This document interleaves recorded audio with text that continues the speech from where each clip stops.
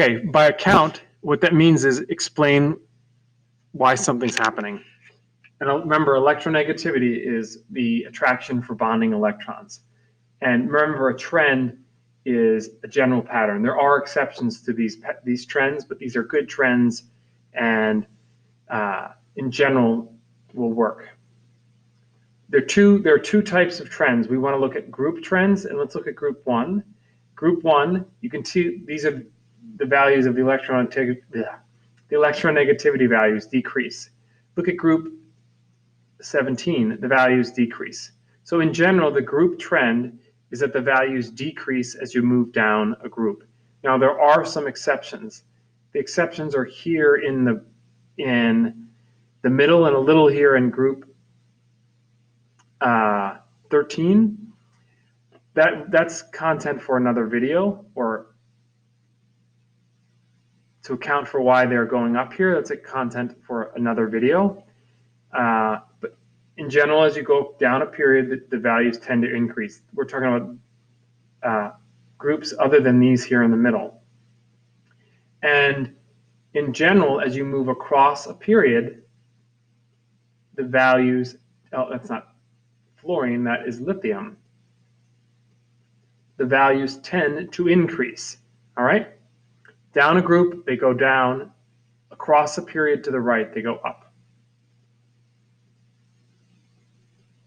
Now, I want to just account for what these are, what's happening. We're looking at elements in group 2. We've got 3 elements. There's 2 things. You notice that the nucleus is getting bigger. The nucleus is getting stronger. Therefore, it's able to pull those electrons in more. There's a greater attraction. Coupled by the fact that these electrons are not getting any further from the nucleus. Therefore, that creates more of an attraction. The closer these things are, the greater the attraction, and the more the nuclear charge, the greater the attraction. So those are the 2 things for the periodic trend that make it, as you go across, they get higher. And the group trend, you'll notice a couple things that are happening. These are all elements in group 1. These bonding electrons are getting further from the nucleus, so that distance makes it decrease. And you have more electrons getting in the way of the pull of the nucleus. It's increased shielding effect. Those are going to make your values decrease. Now, I want to just apply this to a periodic table. Look at it like this.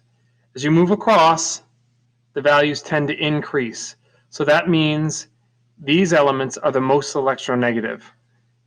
As you move down, the elements tend to be the least electronegative. So that means over here we have our least electronegative atoms. You can some way couple it with reactivity. Fluorine and chlorine both want to gain an electron. Since fluorine's attraction is stronger, therefore it's going to be more likely to react. It's considered more reactive. And it's the same thing over here. As you go down, these tend to be more reactive as you go down.